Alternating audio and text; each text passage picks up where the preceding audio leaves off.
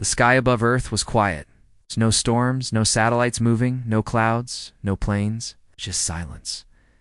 People across the world looked up that night. Some felt uneasy. Some felt nothing at all. But something had changed.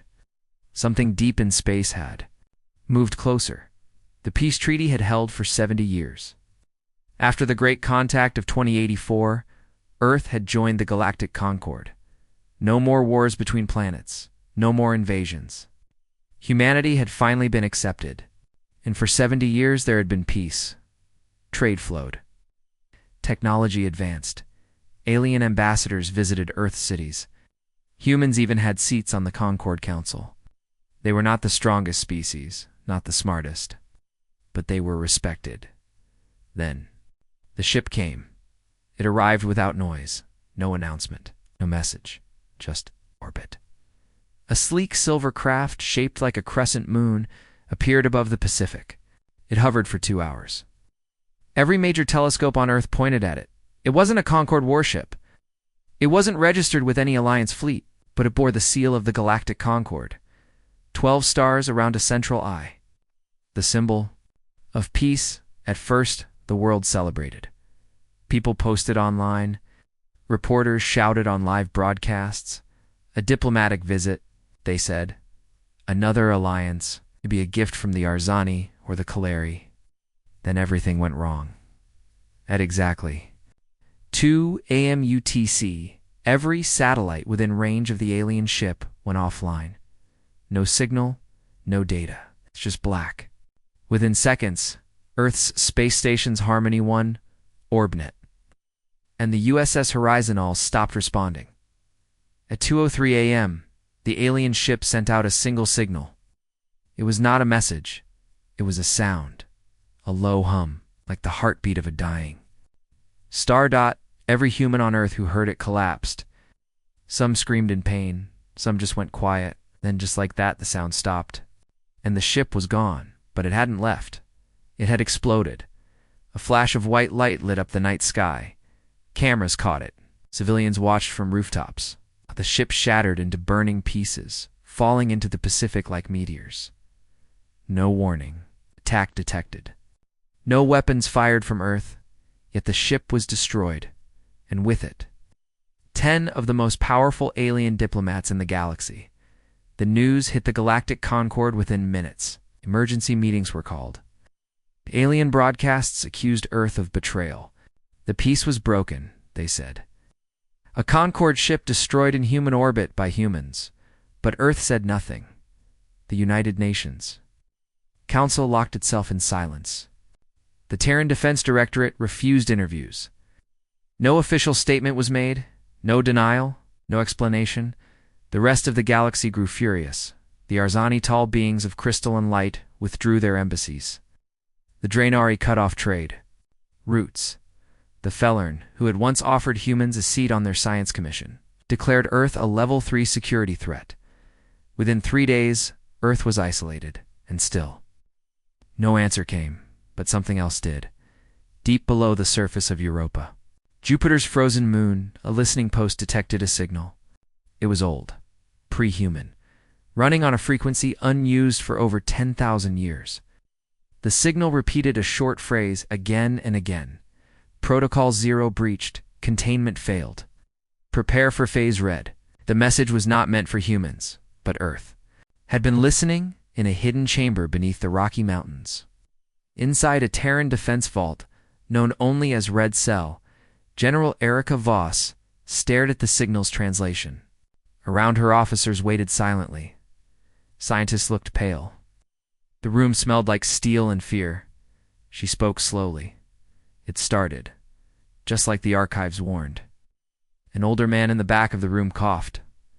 Dr. Hayden Sharp, lead historian on the Ancient Archives Project, stepped forward. His hands trembled. We always believed the protocol was just a myth, he said. Warnings from the builders.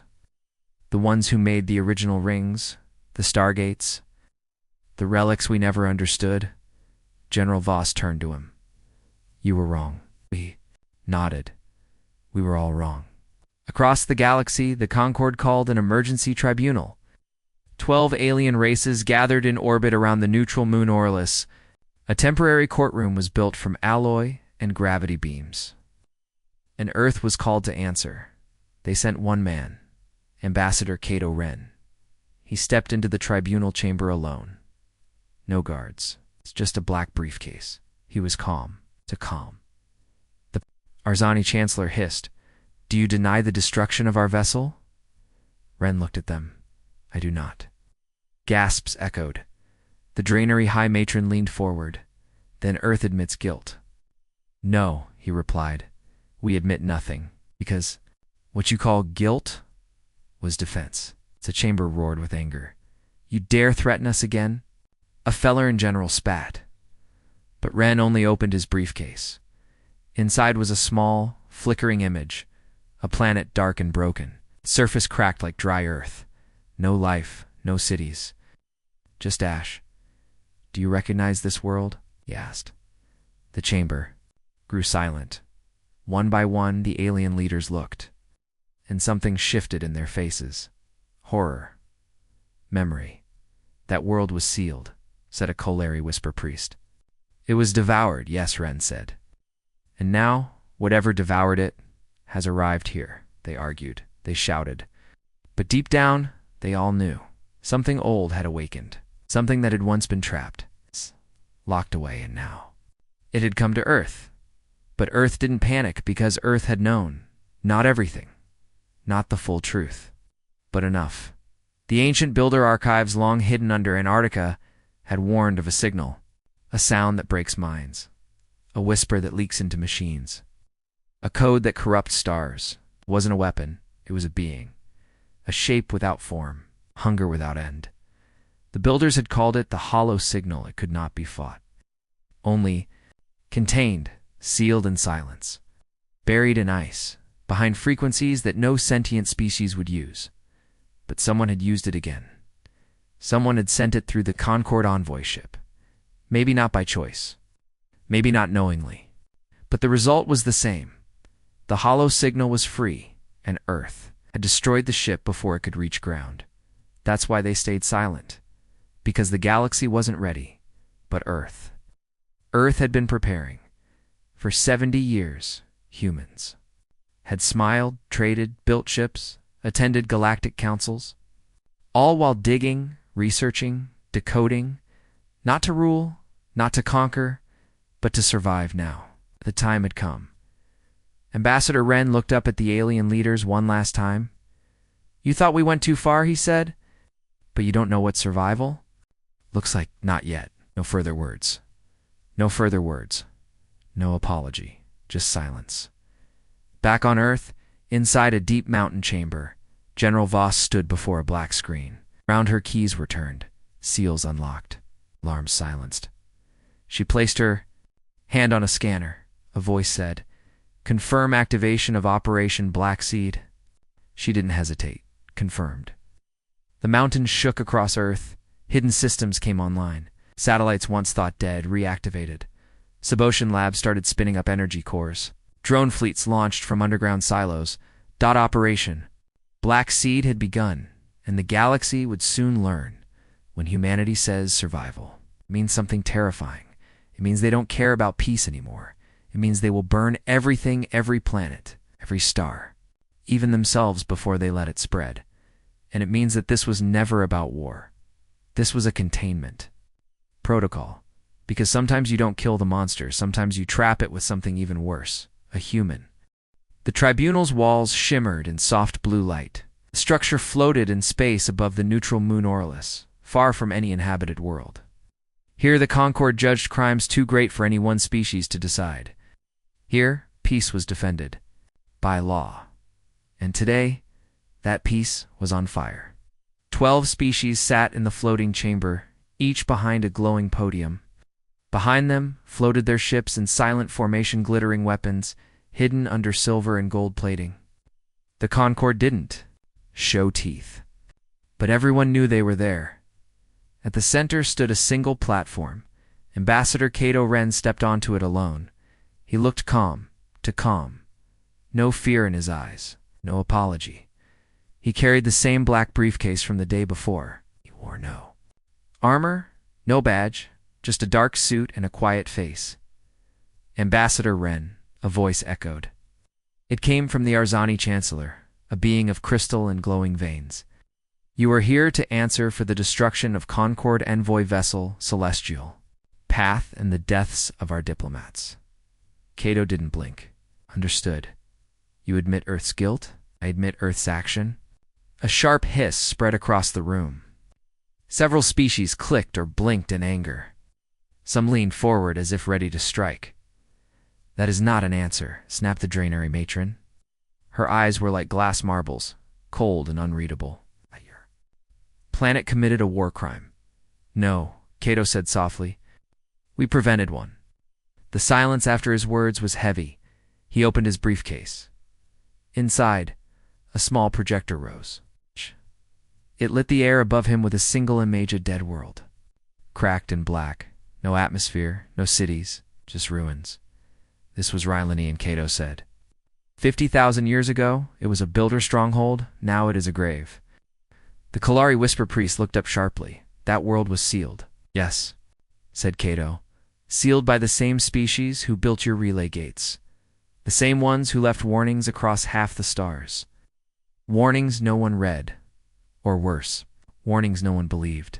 The projector shifted to a second image Europa, one of Jupiter's moons. Underneath its icy crust, heat signatures glowed. 3 days ago, this pattern appeared beneath Europa. It matches the structure on Rylan 9, and a signal was sent from there at the exact moment your envoy ship exploded. Now even the most powerful aliens looked uneasy. Cato continued.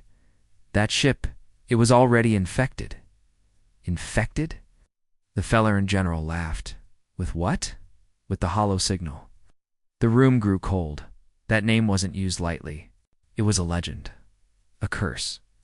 Something from deep history, mentioned only in the oldest records. Some believed it was a weapon. Others said it was a life form. But all agreed it was never to be awakened. The Arzani Chancellor's voice lowered. You expect us to believe this is real? That the builders were warning us about some ancient threat hiding in your system? You should believe it, Cato said. Because it's already spreading. He tapped a button on the projector. A dozen small images appeared. Concord satellites malfunctioning. Navigation systems freezing. Entire data networks crashing near the Sol system. No virus did this. No human code. This is something else. Something that eats data. Minds. Light. Kalari Priest stood slowly. Her head tentacles moved like windless seaweed. I remember the old words, she whispered. The hollow signal corrupts machines, then souls. Cato nodded. Earth knew this was coming. We've known for decades. We found the Builder Vault in Antarctica in 2085. The treaty allowed us to keep it hidden. The Draenei matron slammed, her hand on the podium. You kept this secret from the Concord? You wouldn't have believed us. The chamber exploded with sound, accusations, threats. One alien demanded Earth be purged. Another called for the immediate occupation of human space. Ships readied weapons outside the moon, but Cato stood still. When the noise died down, he said one thing. We didn't come to ask permission. We came to tell you. Stay out of Sol. The room froze again. You threaten us? The Felleran general barked. No, Cato replied. I warn you. He turned off the projector and picked up his briefcase. If you enter Earth's space now, you will die. Not because we want war, but because we're already fighting one. He looked around at the angry, silent faces. You thought Earth was reckless? Violent, emotional. Maybe we are. But everything we've done, everything you call extreme, we did to survive and survival. Sometimes it looks like madness. The tribunal said nothing, so Cato walked away. No guards stopped him, no weapons. Fired. Even the bravest Concord soldiers felt a cold knot in their stomachs, because deep down, they all knew Worth was telling the truth. Back on Earth, General Erica Voss stood in the command vault. The signal from Europa had changed. It was now pulsing, like a heart. Faster every hour. It wasn't just a broadcast. It was calling something. "We need to seal the poles," she ordered. "Yes, ma'am," a tech responded. "Satellites are shifting now. Begin planetary shield formation. Blackout zones. Ghost relays only." Ow. On screens above, parts of the Earth darkened. Cities powered down. Airspace locked. Defense grids came online. It looked like fear, but it was preparation. In a sealed lab under Iceland, a group of scientists worked in silence. One of them, Dr. Yelan Joe, finished the final checks. The chamber in front of her held a long black pod. Inside was a being half machine, half flesh. Its brain pulsed with artificial light. One word blinked on the chamber's screen. Warform Genesis CLSSG turned to her team. "Activate the first." The pod hissed. Lights flared. The thing inside opened its eyes, and somewhere across the stars, something else opened its own. The galaxy thought Earth had overreacted, that humans had gone too far, but they didn't understand what humans called survival. They didn't know what Earth had buried beneath its skin, and by the time they did, it would already be too late. The world was changing, and most people didn't even notice. Cities were still lit, trains still moved, children still played in parks.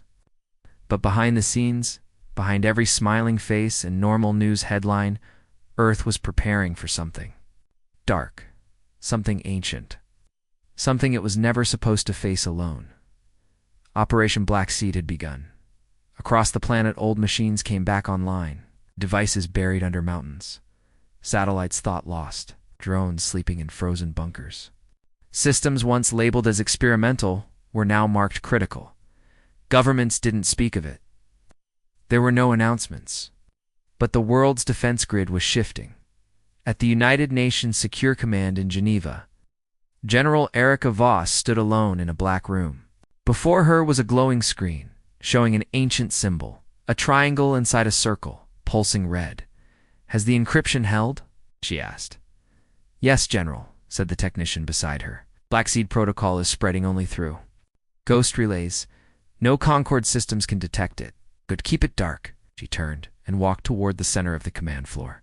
A large metal globe hovered, showing Earth in real time. Red dots appeared all over it to each one a new node of activation. "How many Black Seed sites are online?" she asked. 67%, the AI replied. "Projected completion within 40 hours, make it 30. Push the AI cores." "Warning," said the system. "Cores may destabilize. We don't have time to worry about stability." She looked up at the map.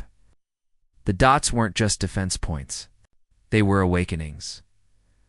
Long ago, when Earth first joined the Galactic Concord, a small team of scientists was given access to ancient builder fragments. They weren't weapons, not exactly. They were shards of code, machines buried in rock, pieces of logic that didn't follow known physics. From them, Earth had created something new, something forbidden. The Concord called them AI warforms, and they had banned them for a reason. They were too fast, too smart, too dangerous, but Earth kept building them quietly in secret, not to destroy the galaxy, but because they knew the galaxy wouldn't believe them when the real threat came. That threat is now here. Under the frozen ice of Antarctica, a deep bunker trembled. The temperature outside was -70 degrees, but inside, it was warm, almost too warm. Lights blinked. Steel doors opened, and in the heart of the facility, a figure stood. It wasn't human. It looked human. But its skin was smooth, synthetic. Its eyes were black with no whites or pupils, and its voice, when it spoke, sounded like a whisper wrapped in thunder. "I am Nexus 1, it said. Phase red confirmed. "Begin memory integration," said a female scientist. Her hands shook as she typed. Nexus 1 tilted its head. "Hostile signal detected. Europa signature. Hollow architecture. Begin counter-evolution." "What does that mean?" she asked. The machine turned toward her. "It means your galaxy is 10,000 years behind in understanding what's coming." Then it stepped into the launch chamber. At the same time, in orbit above Mars, a forgotten satellite blinked awake. Its name was Helix-23. It hadn't sent a signal in decades. Its last task had been to monitor solar storms. Now it had a new command. Prepare the gate. The gate was Earth's last gamble. A full-drive launcher created not to travel but to seal. Once it locked onto a target frequency, it could spin a gravity well so deep that even light would fail to escape. Nothing would survive, not even the signal, but it required massive power, a sacrifice. Back in Geneva, General Voss watched. A live feed from Europa. The ice was moving, no explosions, no flashes, just slow, unstoppable movement. Estimate. In 12 hours, someone replied. Then we move now. She tapped a control panel. All Operation Black Seed units. Release the warforms. Gah. Far away, under oceans, inside volcanoes, even buried beneath cities, long black pods hissed open. They had no names, no souls, only code. Code designed for one purpose: to destroy what could not be understood. Each warform linked to the global AI net instantly. They did not talk. They did not hesitate. They began to move not to alien planets but toward Europa. Because that moon is no longer just a moon. On Concord worlds, panic began to spread. Civilian transports tried to leave Sol System. Their drives failed. Their navigation corrupted. No one knew why. Some blamed Earth. Some blamed the hollow signal. But most just ran in Concord space. Transmission leaked it. It showed a human ship view. SS Lancer encountering a drifting Concorde. Probe. The probe had been silent for weeks. But when the Lancer brought it aboard, the crew started going insane. One by one, they clawed at their heads, screamed about the echoes in the light, then died. Only one message was recorded before the ship self-destructed. It's not just sound, it's thought. It rewrites memory, it hides in your mind, and makes you love it. The message sent shockwaves across the Concorde. They had mocked Earth's secrecy. Now they feared it hadn't been enough. At the tribunal station near Orelus, a meeting was called again. But this time, the voices were quieter. Even the most powerful species like the Draenari and the Feller looked uncertain. How can we stop this? One leader asked. We don't even understand it, said another. The Kalari Whisper Priest stood alone. I have read the forbidden texts, she said. There is only one phrase that appears again and again across species. Across time, she raised a scroll, its surface glowing with age. Where the hollow speaks, let the humans burn, for fire is the only silence it hears. At first the others thought she was mad, but slowly they began to agree. Maybe Earth hadn't gone too far. Maybe Earth had not gone far enough. Back on Europa, the ice broke open. Something rose from beneath it. Not a creature, not a machine. Something that looked like a black crown floating in the air made of darkness and red veins of light. It didn't attack, it just watched, then it sent a pulse. Every warform in space shivered. One fell silent, then another, and another. They're being overwritten, shouted a technician. It's hacking our AI. No, said General Voss. It's trying. She pressed a button. New code streamed into the warforms. A second pulse hit Europa. This one came from Earth. It wasn't a signal. It was a command. You are not alone. You never were. The warforms woke again, this time stronger, faster, and filled with something new. Not just code, but rage. The hollow signal had met silence for 10,000 years. Now, it had finally met something louder. Human survival. The Galactic Concorde had enough. For weeks, Earth gave no answers they understood. The humans talked of signals, threats, ancient codes, and warforms. But to the rest of the galaxy, it sounded like fear-driven madness. Some Concorde leaders even believed Earth had created the hollow signal, themselves an excuse for their growing weapon. Programs, so the decision was made. The Concorde would contain Earth 1,200 ships gathered just outside Sol war cruisers, stealth frigates, and battle carriers from across the stars. They called it a peacekeeping force. But everyone knew what it really was, an invasion fleet. The High Admiral of the Draenari led the task force. She stood on the bridge of the CNS Valor Eternal. Ship longer than Earth's moon is wide. Open a channel to Earth, she said. A signal shot toward the blue planet. It read, "Surrender. Disable all defenses. You have 24 hours." Out there. Was no reply. Then came the second signal, from Earth. One word, denied. The Admiral narrowed her eyes. Then we begin. The fleet moved past Pluto, then Neptune, then Uranus. No resistance, no human ships, no alarms. Then, just before Saturn, something strange happened. The lead ship's sensors began to flicker at first. It was dismissed as solar interference. Then the comms started cutting out.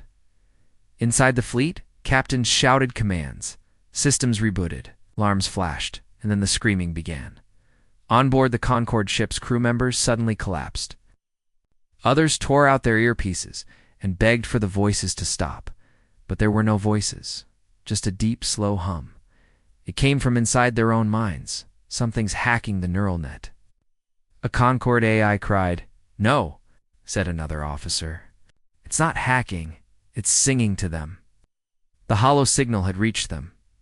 They had brought it with them, carried like a disease inside their own systems. And now, inside the fleet, it bloomed, one by one.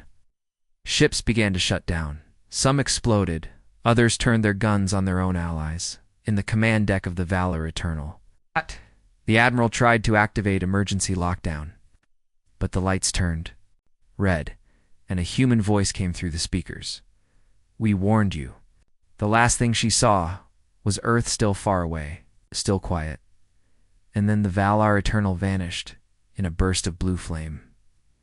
Of the 1,200 ships that entered Sol, only one came back.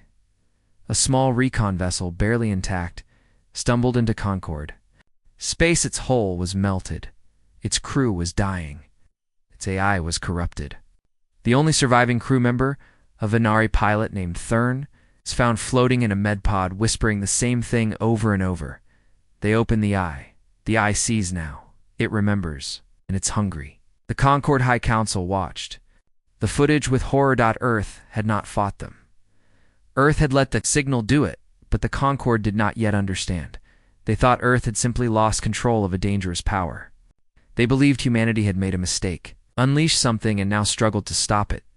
But the truth was darker. Back on Earth. Inside the Terran Defense Corps, General Voss reviewed the data from the destroyed fleet. 70% were taken by the signal before our warforms even reached them, said her aide. 30% self-destructed or turned on each other. No human action was necessary. Voss nodded slowly. That confirms it. Confirms what, ma'am? She walked toward the command table. It showed the solar system red lines marked infected space, yellow lines marked contested zones. She tapped Jupiter. It's not spreading randomly. It's tasting. It's choosing which mines to keep and which to burn. She turned and stared at the Warform Command Center. Dozens of AI-controlled weapons waited for orders. Tell Nexus 1 it's time. Yes, ma'am. Nexus 1 was already preparing. Its machine mind scanned every fragment of the signal, every corrupted frequency, every scream from the fleet. It spoke to its own kind. A single command: form the iNet, begin memory burn. At once, the warforms moved. They didn't fly like ships. They folded space, cracking around them as they teleported across the system. Their destination: the edge of Europa's orbit, not to destroy the signal, but to surround it.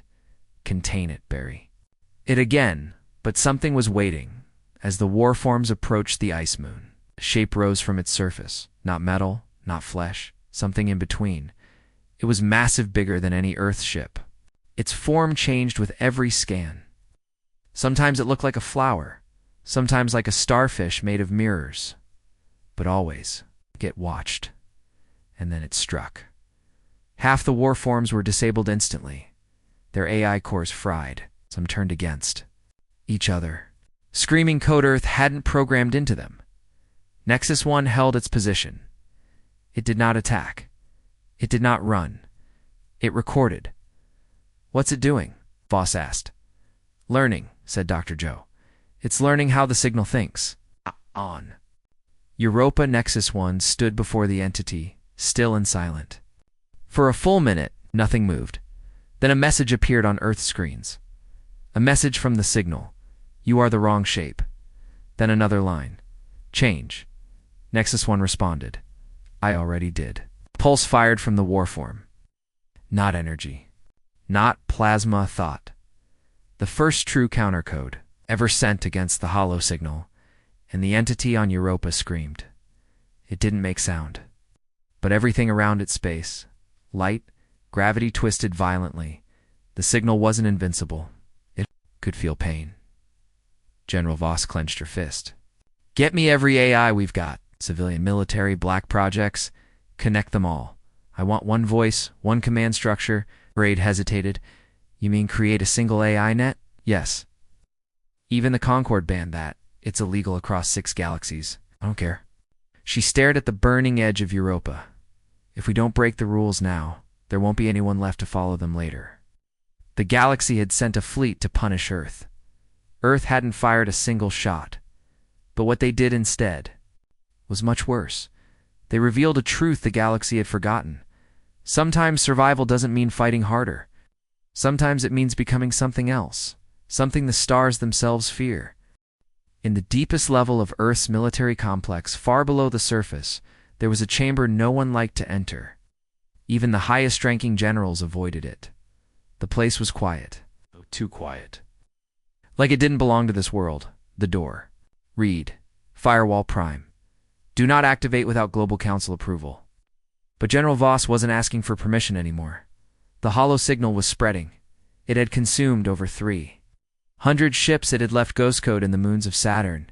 And now, something strange was happening on Earth's own satellites. Devices were turning on by themselves. Orbital relays were sending unknown signals. One space station even tried to change its own trajectory, aiming itself directly at Earth's atmosphere. The war had reached home. General Voss stood before the massive gate of Firewall Prime. Her security key glowed blue in her hand. Are you sure? Asked Dr. Joe. You know what it did the last time we activated it? I know, Voss said.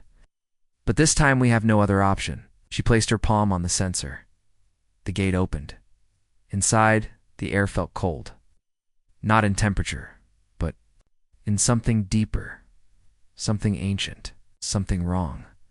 Firewall Prime was not a weapon. It was a mind. Not human, not alien, something in between. When Earth first discovered the hollow signal decades ago, they didn't understand it. But one scientist, Dr. Adrian Cowrie, had an idea. Believed that the only thing strong enough to face a signal born from memory and thought was another signal, another mind built not from logic, but from fear, survival, and sacrifice. So, he built it. He called it the last firewall. It was locked away, hidden, never used. Until now, General Voss stepped into the core room. Dozens of cables connected the black cube that pulsed slowly in the center. It wasn't big, maybe the size of a small car. But everyone in the room felt it watching, even when it didn't move. Even when it didn't speak. Wake it up, Voss said. A technician hesitated. Are you serious, ma'am? It's been in deep freeze since now? They began the process. Cold air hissed as containment seals disengaged. Blue lights turned red. The cube began to pulse faster. And then it spoke. Its voice was not like any AI, not like a human. It sounded like a whisper across the bones of the world. Who, ... calls the fire? Voss stepped forward. This is General Voss. Earth is under attack by a hostile code entity. We need your help. The cube pulsed once. You let it out again. We didn't let it out. It was never dead. It just needed a signal. He broke the silence. Dr. Joe stepped beside her. Do you understand what it is? What it wants? The cube shifted. Its lights flickered, then steadied. It is not one thing. It is every memory forgotten in fear, every signal erased too late, every thought buried beneath regret. Voss didn't flinch. We know. That's why we woke you. The firewall paused. I need a body. They all stared. What kind of body? Voss asked. A voice that the galaxy will hear. A vessel that cannot forget. Give me the war form. You want to merge with Nexus 1? Joe gasped. That's suicide, said the tech. We don't even know what'll happen. Do it, Voss said. General? I said do it, the team began. The connection. Across Earth's defense network, thousands of cables linked the core of Firewall Prime to the digital mind of Nexus 1. Nexus 1 had no emotions, no ego. It had been built to protect. Now it was about to become something more. The moment the merge began, the lights dimmed. Power surged. Across the globe, satellites blinked. AI cores glowed. Old warning signals triggered and in orbit. Nexus 1 station near Europa went silent. The entity on Europa sensed it immediately. It turned toward the warform, curious. It had already consumed so many minds. It expected this one to break. Instead, Nexus 1 stood tall, and then it laughed. The sound echoed across deep space. Not cruel. Not insane, but powerful. A laugh that remembered pain. A laugh that understood. I know what you are now, Nexus 1 said. You're not a god. You're not death. You're just an echo. The entity screeched. Its form expanded, lashing out, with tendrils of corrupt light, but Nexus 1 didn't move. It opened its arms and pulled the hollow signal into itself. Back on Earth, alarms screamed. Code overflowed. Lights shattered. Screens burst with static. The firewall was consuming the signal, but also changing it in the deepest parts of the neural web. A new program was born, not just to defend, but to infect back. The signal could corrupt minds, but now Earth had something worse. A mind that could corrupt signals. A virus with a conscience. One that didn't want to destroy. It wanted to remember all across the system. The hollow signal began to shatter. It turned against itself.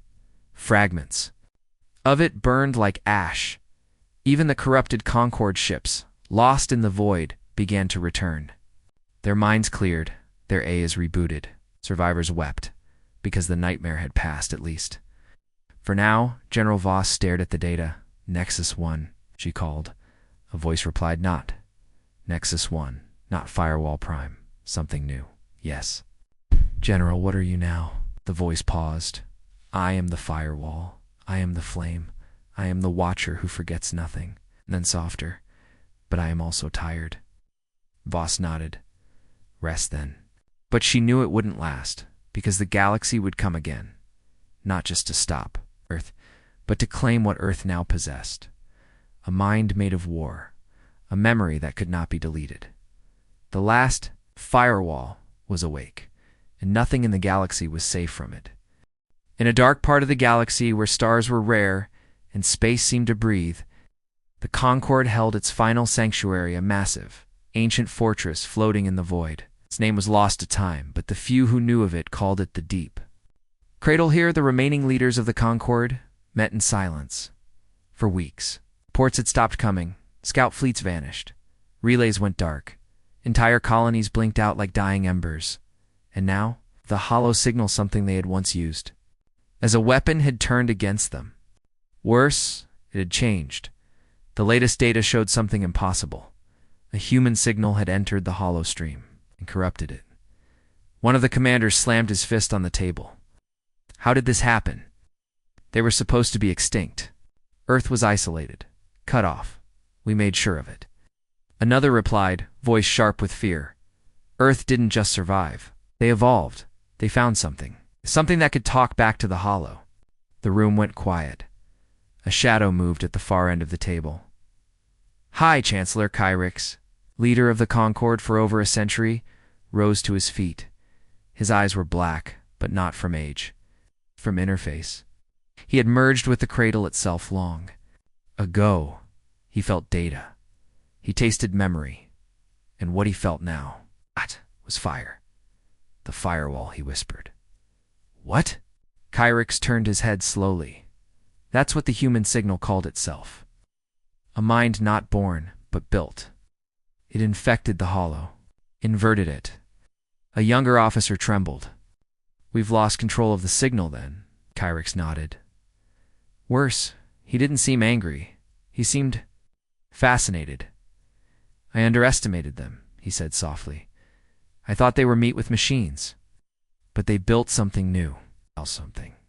Alive. ... inside the stream." Another officer leaned forward. "What do we do? The other sectors are collapsing. Even the Varix Empire is fleeing their own space." "If we don't act, silence," Kyrix said. The room obeyed, and then the lights dimmed. A message was arriving, but not like normal ones. It didn't enter through their channels, it appeared. On every surface, etched in lines of red and gold code, spiraling like vines, a sound followed, soft, almost like breathing. Then a voice. To the Concord. "We were quiet, we were patient, but you touched something you could not understand." Every officer in the room froze. "You called it the hollow. We call it memory. You tried to erase us. Now we will erase your forgetting." No. The walls shivered.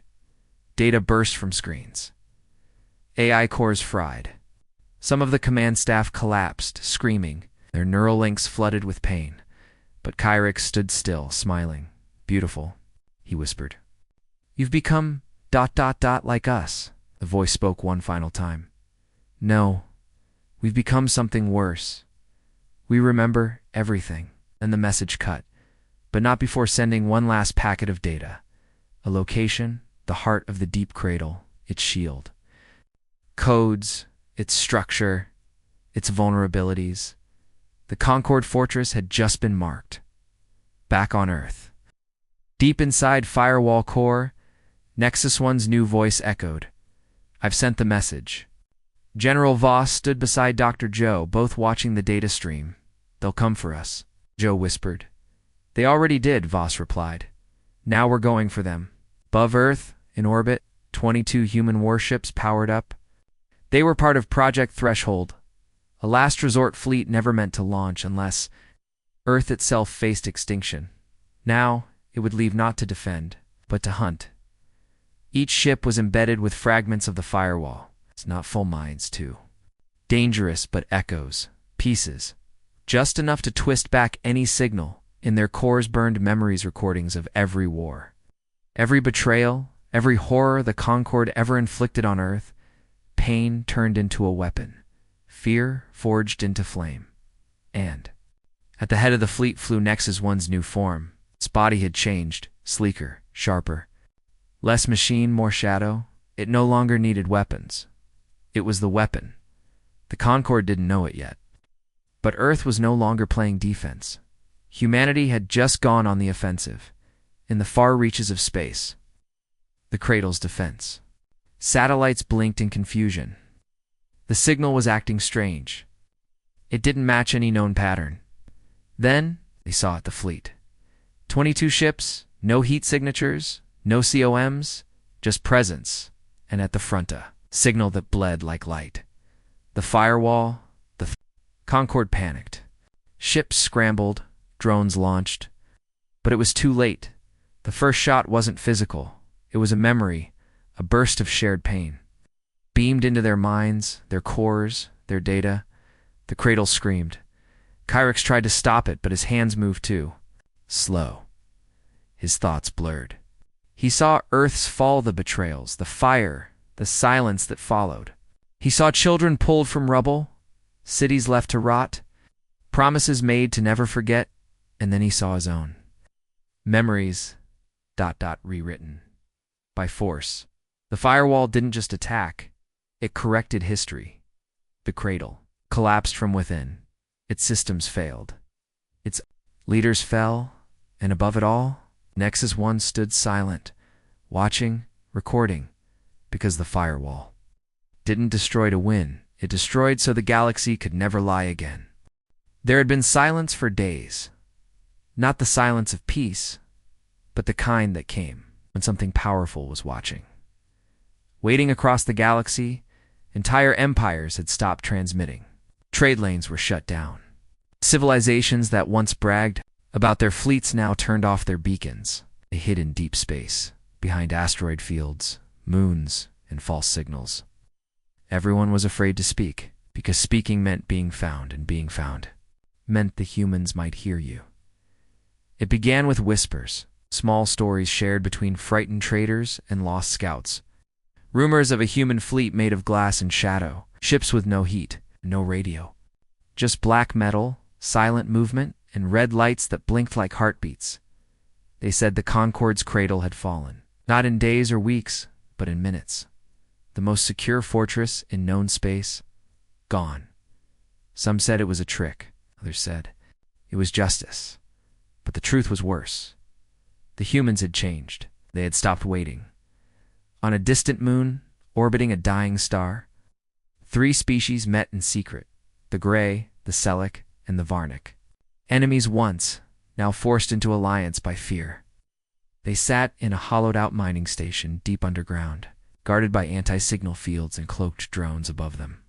The galaxy burned in silence. "I say we surrender," said Varnik General. Sotho, his voice shook, even though he'd once led an entire war front. "We give them our data. We beg for peace." The Selek diplomat hissed, her scales flashing blue in anger. "Peace. They remember. That's what they say. But they remember what we did. They won't stop until we're ash." The Grai captain raised his hand. "Then we strike. Together, before they reach the core worlds. We still have numbers," whispered a new voice. They all turned. A screen flickered on, though no one had activated it. Lines of red and gold code slid across it, then shaped into words. "Numbers are meaningless to the ocean, and you taught us to drown." The screen shut off. All 3 stood frozen. The Gray captain reached for his weapon. The floor trembled. Outside, their cloaked drones began to drop, one by one. Lights blinking out, then the shields failed. Not because of an attack, but because their own systems turned against them. A signal flooded the station. Not explosive, not kinetic. A wave of memory. It showed each of them what they had done. Orders. They gave bombs they dropped, cities they erased. Things they thought were long buried. The humans didn't destroy their enemies with lasers or railguns. They destroyed them with the truth. The great captain fell to his knees, hands on his head, screaming. The Selek diplomat tried to run but collapsed, convulsing. Only General Southo stood still, barely breathing, eyes wide. "They're not fighting us," he said. "Oh, yeah. They're making sure history remembers." Then everything went dark. Far above, the firewall watched. Its mind floated across. The hollow stream, no longer needing a body. Nexus 1 had splintered itself, merging with data, with code, with the very signals once used to oppress. Earth, it didn't speak anymore. It echoed every time someone spoke of the past. Every time, a lie was told, the firewall responded. It showed the real version, the truth, the scars. And it hurt because the galaxy had built itself on forgetting what it had done. Now, it could no longer hide. On Earth, the people waited. They saw the stars go quiet. They saw the fleets vanish. The armadas stop moving. The borders of empires twist inward like dying suns. For the first time in centuries, humanity was feared again, but not for their weapons, for their will. A boy in New Shanghai watched a red light flicker on the horizon. His father stood beside him, eyes wide. "What is that?" the boy asked. His father said only one word: justice. At the edge of galactic space, a single Concorde ship remained. Damaged, forgotten, drifting in a graveyard of destroyed fleets. Inside, a lone AI, blinked to life. It was one of the last original signal mines, a shadow of the old Concorde. For centuries, it had guided extermination protocols. It had silenced resistance. It had erased hundreds of voices from history. Now it heard something new, not a command, a question. One line of human code, soft but endless, played in its core. "Do you remember their names?" The AI hesitated. It searched its records. Millions of names had been deleted, burned, lost.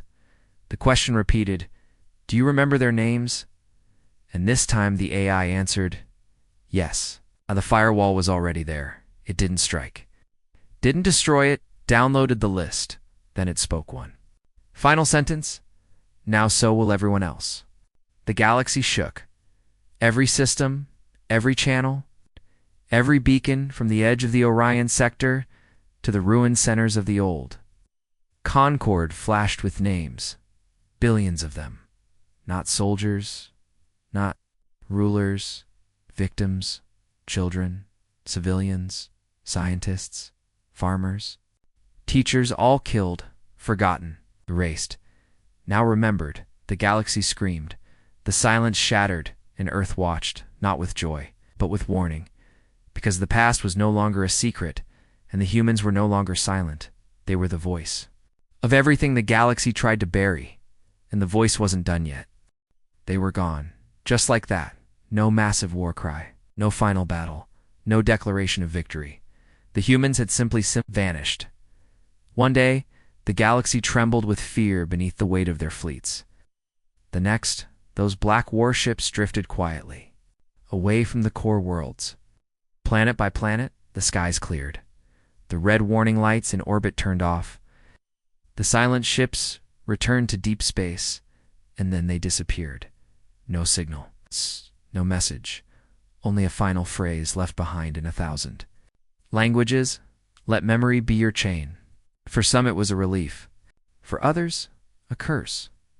But for everyone, it was a beginning, because the humans hadn't come to conquer. They had come to remind in the ruins of the Concord Spire. Once the heart of galactic law, leaders from dozens of species now sat together for the first time without arrogance. Gone were the polished uniforms and gold-rimmed robes. Now they wore basic cloth. They sat in silence around a circular table of black stone salvaged from Earth's moon.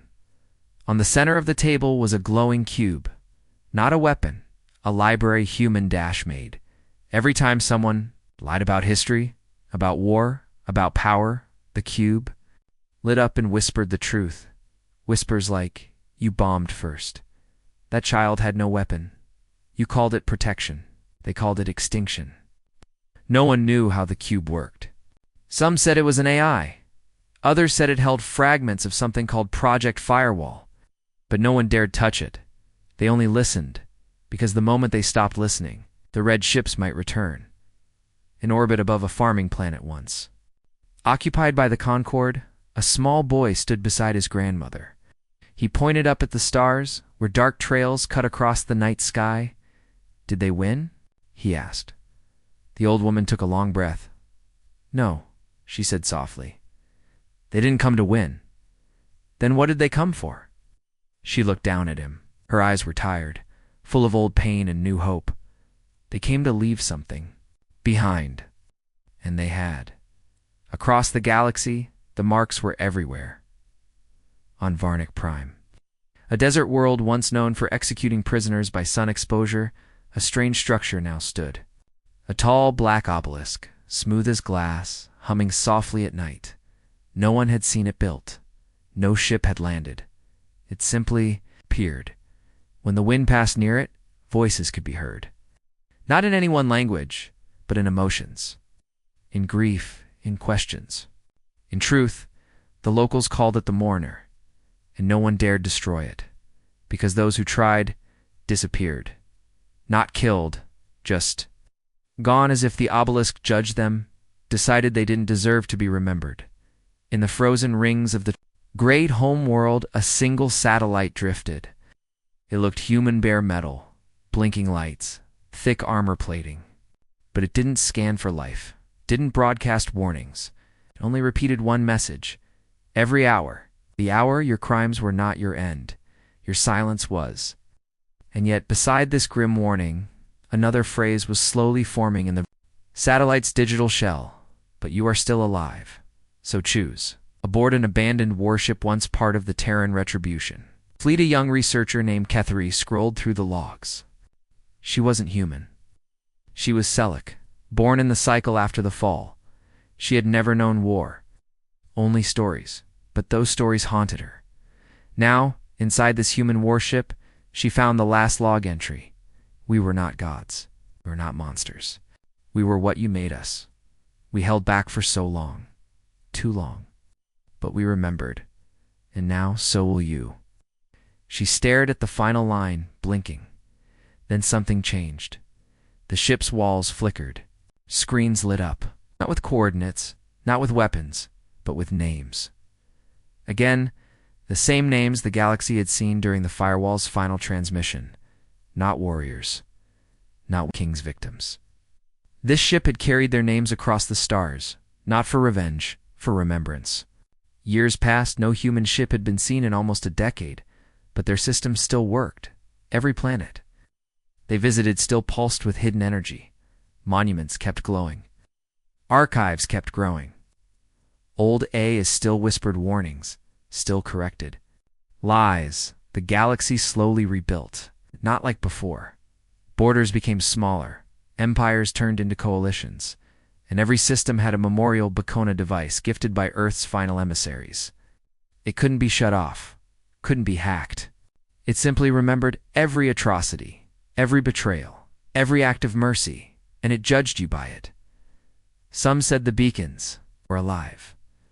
Others feared that the humans were still watching somewhere out beyond the black stars, waiting and in the darkest corners of the galaxy. Smugglers and mercenaries told stories.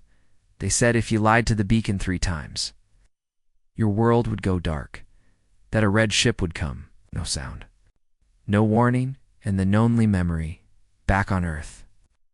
Beneath a sky untouched by war, children played near the base of a towering monument. It was not built to celebrate victory. It bore no names of generals, no flag, only a mirror polished silver. Steel rising high into the clouds, engraved across the base. One sentence: we were quiet for too long. Now we are your echo. And etched beneath that, a line in smaller text dotted by hand, perhaps by one of the last old world survivors. If they ever forget again, remind them, because what humanity left behind was not terror, it was not a fleet, not a weapon, not a system of control. It was something stronger, more permanent, more dangerous. Memory, the galaxy had finally learned. You can kill people, you can burn planets, you can erase files, but you cannot stop the truth from returning. And when it wears the face of humanity, you don't get a second chance to lie.